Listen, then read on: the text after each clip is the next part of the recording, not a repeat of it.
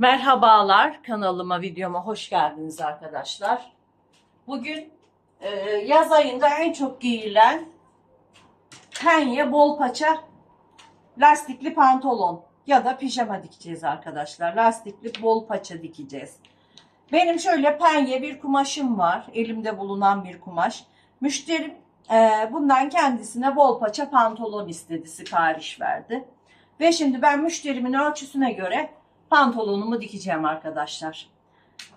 Kumaşım penye kumaş, örme kumaştır. 2 kat yaptım. Eni 180 santim benim kumaşımın. Dikeceğim bedende 44-46 beden arası bir bol paça pantolon. Kalça 118 santim. Kalçayı 4'e bölüyoruz arkadaşlar. Bakın hep soruyorsunuz kaç beden diye. Kendi ölçünüzü alıyorsunuz, kalça ölçünüzü. Bölüyorsunuz. 118 bölü 4 yapıyorum. Eşittir 29,5. 30'dan çalışabiliriz biz bunu arkadaşlar. Penye kumaştır. Çok rahattır. Bol paça pantolonlarda sadece kalça ölçüsü ve boy ölçüsü, bir de oturuş yüksekliği gerekiyor arkadaşlar. Ben kumaşımı serdim. Üstten bakın kumaşımı şu şekilde düzenledim. Üstü eğri. Şimdi buradan ben kumaşımı bir düzelteyim. Pantolonumuz kendinden lastikli olacak. Yanları dikişsiz olacak. Çünkü yazlık penye olduğu için cep fazla kullanışlı olmuyor. Kullanılmadığı için müşterim de yanlardan dikişsiz beli lastikli bir pantolon istedi arkadaşlar. Şimdi öncelikle şuradan lastiğimizin ölçüsüne göre pay bırakıyoruz. Benim lastiğim 4 santim civarında. 1 santim de dikiş payı bırakıyorum. 5 santim. Kumaşımın üstünü düzeltmiştim. 5 santimden şu şekilde çiziyorum. Kumaşım 2 kat.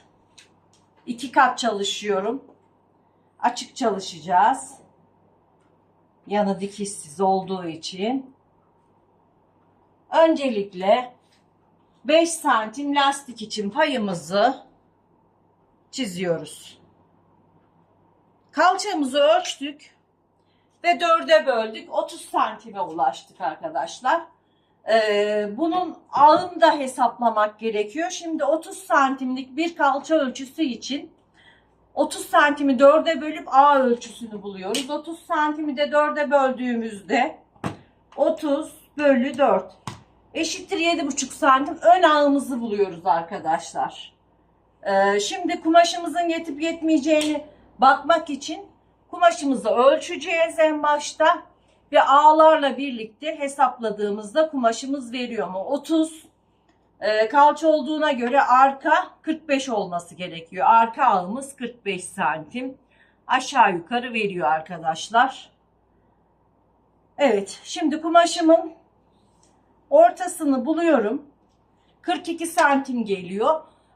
Arka ağım için tam orta değil de 40 santimden bir tarafını 40 santim, bir tarafını da kalanını yapacağım arkadaşlar. Yani bir tarafını 2 santim fazla yapacağım.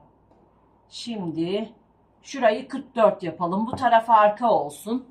Şöyle kumaşımın ortasını arka ağımın hesaplamasına göre bölüyorum. Arka ağımız her zaman fazla olduğu için arka olacak yeri fazla yapacağız. Siz de bunu yaparken kumaşınızın enine dikkat edin arkadaşlar. Benim kumaşımın eni 180 santim, 150 santim değil. Penye, örme kumaşların eni genelde 180 olur ama viskon kumaşlarımızın eni 150 santim olur arkadaşlar. Buna dikkat edin. Evet, şimdi ben kumaşımı ortadan böldüm. 5 santim lastik payından sonra pantolonumun boyunu işaretleyeceğim. Benim pantolonumun boyu 95. 2 santim katlama payı veriyorum. 97. Şimdi 97'den burayı kapatıyorum.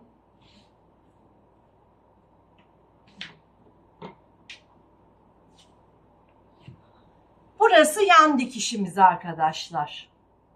Pantolonumuzun yan dikişi. Şimdi burada önü çalışacağım. Burada arkayı çalışacağım. Kalçamızı 4'e böldük ve kalça ölçümüz 30 santime ulaştık. Ama önce oturuş yüksekliğimizi düşeceğiz. Oturuş yüksekliğimizi lastik payından sonra şöyle 30 santim olarak düşüyorum. Şimdi oturuş yüksekliğini arka ve öne bu şekilde uzatıyorum. Dik açılarına dikkat ederek uzatıyoruz arkadaşlar. Burası ön, burası da arka. Gördüğünüz gibi.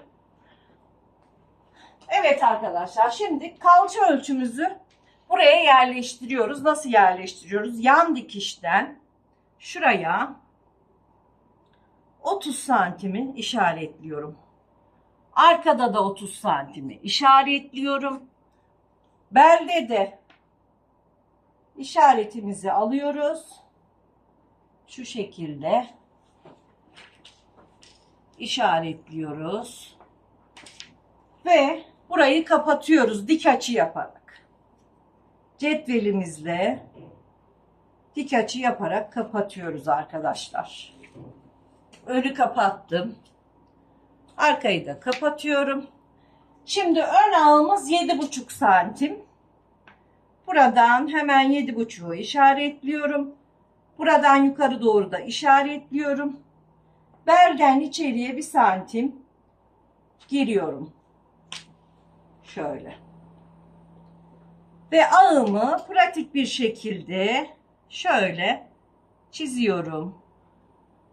Gördüğünüz gibi ön ağımız çıktı arkadaşlar. Şimdi arkaya geliyoruz. Arka ağımızı nasıl yapıyoruz? Arka ağımızı ön ağımızın 2 katını, yani 7,5 15 santim eksi 1 yapıyoruz. 14 santim buradan da işaretliyorum. Kumaşım da tam 14'ü veriyor. 14'ü de buradan işaretliyorum. Ön bacakta olduğu gibi arka bacaktan da 1 santim içeri girerek işaretliyorum ve arka ağımı pratik bir şekilde çiziyorum.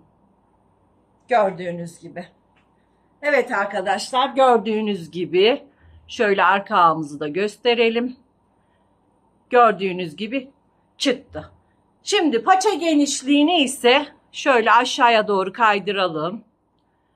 Paça genişliğini ben önde 30 santim, arkada da 32 santim yapacağım arkadaşlar. Arka her zaman için 2 santim önden geniş olur. Şimdi şöyle hemen arka paçamızı işaretleyelim. Ve bir miktar düz çizelim. Evet arkadaşlar, hiç bilmeyenler bile bu şekilde pantolonunu dikebilir.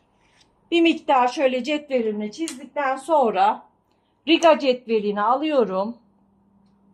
Şöyle buluşturuyorum burayla. Evet. Gördüğünüz gibi arka bacağımızı çizdik. Şimdi aynı şekilde ön bacağımızı çiziyoruz. Ön paçam 30 santim. Arkadan 2 santim küçük yapıyorum. Bir miktar düz çıkıyorum. Hafif verev olarak düz çıkıyorum. Sonra ön ağıma cetvelimi yerleştiriyorum. Ve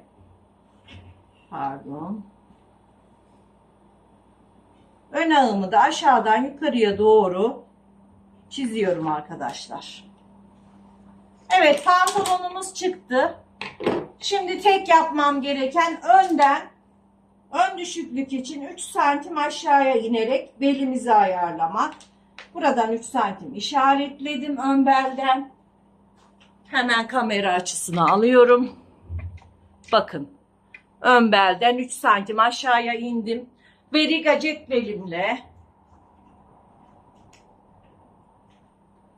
cetvelimle şu şekilde çiziyorum.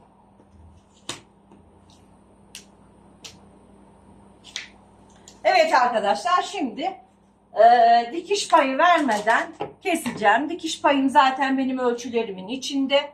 Siz ona göre ayarlayın arkadaşlar. Ben kumaşım penye çekme yapar diye önce kumaşımı yıkadım. Ben overlock'ta dikeceğim. Yine de şöyle yarım santim kadar dikiş payı veriyorum. Hemen dikişimin dibinden kesiyorum. Müşterime hayırlı uğurlu olsun, güle güle giysin. Evet, ön belden kesiyorum.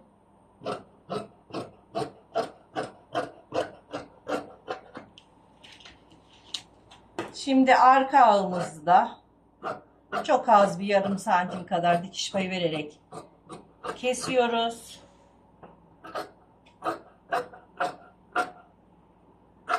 Arka bacağımı kesiyorum.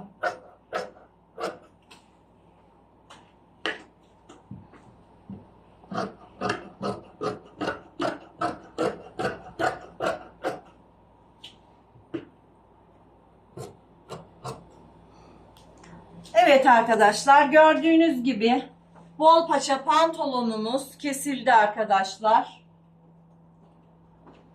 Evet. Şimdi dikimine gelince, şimdi ağları dikeceğiz overlock'ta. Ön ağ, arka ağ dikeceğiz. Sonra açıp bacak arasını dikeceğiz. Ve lastiğimizi takıp paçalarını da kapatıp bitireceğiz arkadaşlar. Ben bu ölçüdeki pantolonlarıma 70 santim bel lastiği takıyorum arkadaşlar. 70 santim çok iyi geliyor. Siz de bu ölçülerdeyseniz 70 santim çok rahat gelecektir. Şimdi makine başında birlikte dikeceğiz arkadaşlar pijamamızı. Evet arkadaşlar, overlock'umuza geldik. Lastiğimi hazırladım. Bakın lastiğimi 4'e böldüm. Pantolonumuzu da şimdi hemen overlock'ta dikiyoruz. Bakın. Ağlardan başlıyoruz. Sizin overlock'unuz yoksa düz dikişte dikebilirsiniz.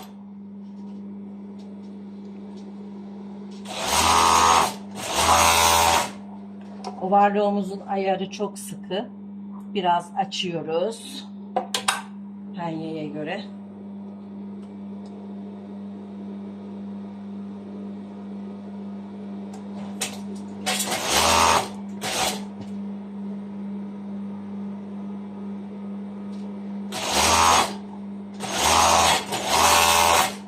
Ağları diktikten sonra şöyle tutuyorum ben. Açıyorum. Zaten kesimi çok güzel bir ölçülü olduğu için tam denk gelecektir. Paçadan başlıyorum. Diğer paçadan çıkıyorum.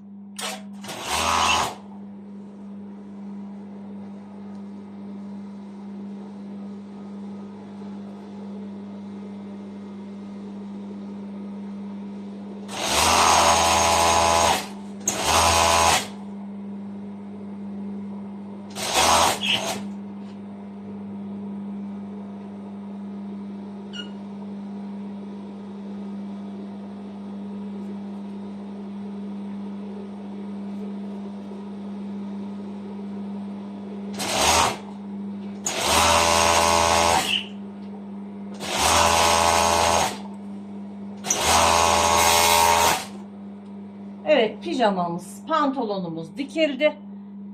Şimdi pantolonumu 4'e bölüyorum. Lastikte olduğu gibi. Bakın. Buralara iğne takıyorum. Lastiğimiz dengeli büzülsün diye. Şu şekilde işaretini alıyorum. Lastiği dikebilmek için pijamamı, pantolonumu düz çeviriyorum. Çünkü lastiği tersinden koyacağız arkadaşlar. Kuşumuz da kafesten çıktı, uçuyor. Ay canım benim. Evet. Şimdi.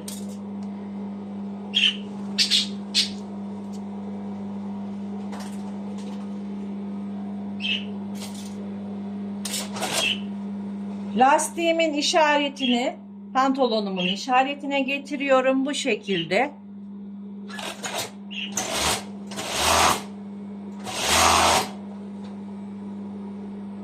İğneler, işaretler birbirine geldiğinde iğnelerimizi çıkartıyoruz. Makinamızın iğnesi kırılmasın diye.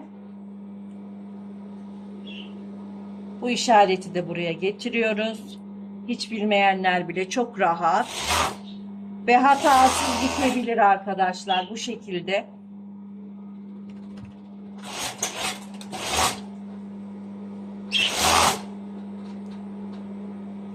Şimdi son iğnelerimizi de çıkartıyorum.